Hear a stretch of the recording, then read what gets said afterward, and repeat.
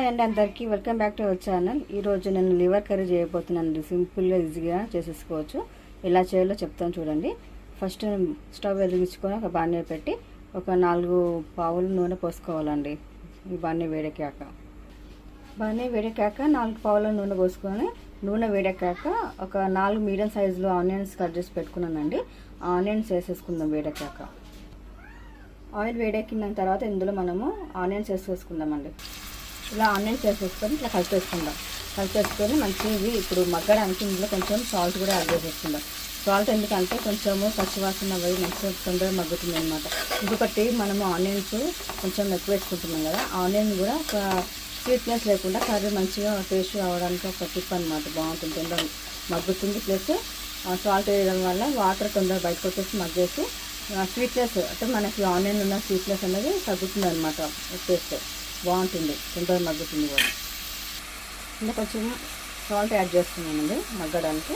ఒక salt add చేసేసుకొని మంచిగా కలుపుకొని కొంచెం సేపు మంచి కలర్ ఆనియన్ కలర్ మారేదాకా మగ్గించుకోవాలి మంచిగా. చూడండి, ఆనియన్ ఇలా మగ్గిన తర్వాత ఇందులో మనము కరివేపాకు పుదీనా వేసుకుందాం. ఫ్రెష్ కరివేపాకు పుదీనా వేసుకొని ఇట్లా కలుపుకొని ఒక 1-2 మినిట్స్ మగ్గించుకోవాలి అన్నమాట. మంచిగా ఈ ఫ్లేవర్ అనేది ఇంటికి పట్టాలి.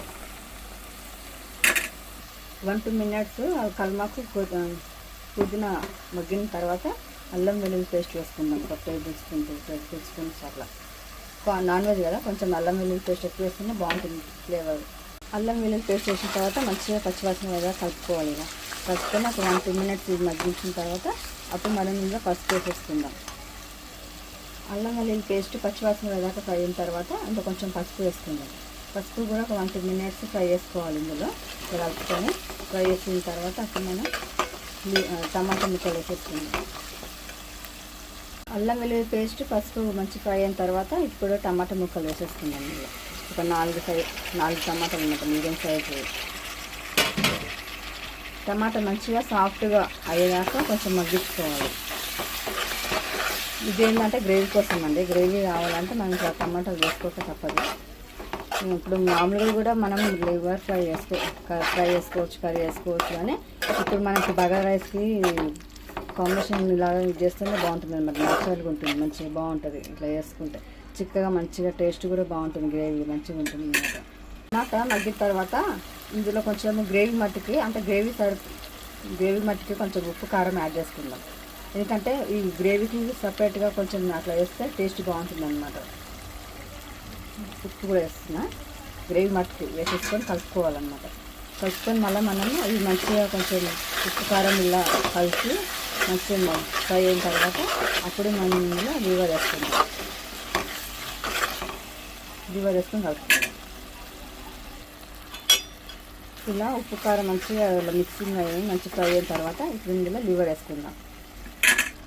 లివర్ వేసి ఇలా లివర్ వేసిన తర్వాత మంచిగా కలుపుకొని అంతా మిక్సింగ్ అయ్యాక కలుపుకోవాలి. మంచిగా ఇలా మంచిగా మిక్సింగ్ చేసి కలుపుకున్న తర్వాత ఒక 10 మినిట్స్ మూత వేసి మగ్గించుకోవాలి. ఇప్పుడు ఇది 10 మినిట్స్ మగ్గించాం కదా, 10 మినిట్స్ మగ్గించిన తర్వాత ఇప్పుడు మళ్ళీ మనము కొంచెం ఉప్పు కారం మళ్ళీ యాడ్ చేసుకోవాలి. ఇంతకుముందు ఓన్లీ ఆ టమాటా ఉల్లిగడ్డ ఆ గ్రేవీ మట్టుకి మనము ఉప్పు కారం యాడ్ చేసాము.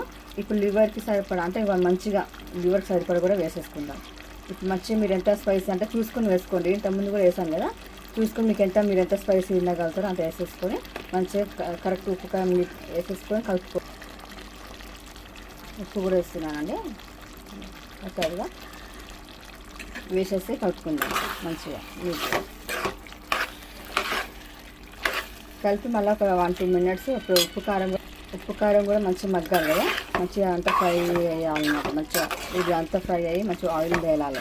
ఆయిల్ తేలిన తర్వాత అప్పుడు లైట్గా మీకు ఎన్ని వాటర్ కావాలో అంటే మీకు గ్రేవీ ఎంత కావాలో మీ క్వాంటిటీని బట్టి వాటర్ వేసేసుకొని కొంచెం ఉడికి దగ్గరికి అయ్యేదాకా పెట్టుకోవాలన్నమాట. చూడండి, అలా ఉడికి ఆయిల్ పైకి వచ్చిన తర్వాత ఇప్పుడు మనము ఒక ముక్క మునిగేదాకా వాటర్ వేసేసుకోవాలన్నమాట. ముక్క మునిగేదాకా వాటర్ వేసేసుకోవాలన్నమాట. మనకు తెలిసిపోతుంది ఎంత గ్రేవీ కావాలని, దాన్ని బట్టి మీరు వాటర్ వేసేసుకోవచ్చు. ఇప్పుడు కొంచెం ధనియా పొడి యాడ్ చేసేసుకుందాం. ఇందులో ధనియా పొడి యాడ్ చేసేసుకుని కలుపుకుందాం. కొంచెం ఒక స్పూన్ ధనియా పొడి వేసేసుకొని కలుపుకుందాం మంచిగా. కలుపుకొని ఇప్పుడు ఇది చిక్కగా పడి దగ్గరికి అయ్యేదాకా ఉడికించుకుందాం.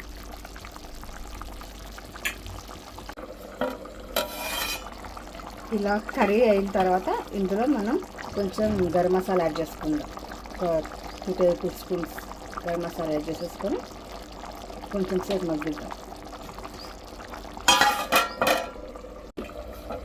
గరం మసాలా వేసేసుకున్నాం కదా, గరం మసాలా వేసుకున్న తర్వాత ఇప్పుడు మళ్ళీ కొత్తిమీర యాడ్ చేసుకుందాం. కొత్తిమీర యాడ్ చేసేసుకొని మళ్ళీ ఒక 2 మినిట్స్ అట్లా మగ్గిద్దాం.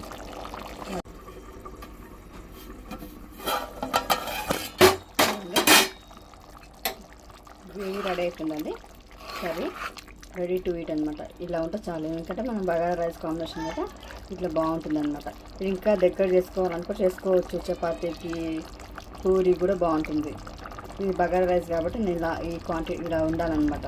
గ్రేవీ అనేది ఇంకా కొంచెం దగ్గరికి వేసుకున్నా బాగుంటుంది. మాకు ఇది కొంచెం సరిపోతుంది అనమాట. చూడండి, రెడీ టు ఈట్ అండి. ఇంకా సర్వ్ బౌల్లోకి సర్వ్ చేసుకోవచ్చు. కర్రీ రెడీ అండి. టేస్టీగా సింపుల్గా చేసుకోవచ్చు. న్యాచురల్గా ఉంటుంది. ఒకసారి మీరు ట్రై చేయండి. లైక్ చేయండి, షేర్ చేయండి, సబ్స్క్రైబ్ చేయండి, బెల్ గంటని గట్టిగా కొట్టండి. బాయ్ అండి అందరికీ. Thank you. హాయ్ అండి అందరికీ. ఈరోజు రెసిపీ వచ్చేసి లివర్ కర్రీ అండి. చూడండి ఎంత బాగుందో. ఈజీగా టేస్టీగా చేసేసుకోవచ్చు అండి. న్యాచురల్గా ఉంటుంది. బగారా రైస్కి మంచి కాంబినేషన్. చపాతీకి, పూరి కూడా బాగుంటుంది. ఒకసారి మీరు ట్రై చేయండి. ఫుల్ వీడియో కోసం మన ఛానల్లో అప్లోడ్ చేస్తాము. చూసి చేసి ట్రై చేయండి. ఎలా ఉందో నాకు కామెంట్ రూపంలో తెలియజేయండి అండి. బాయ్ అండి అందరికీ.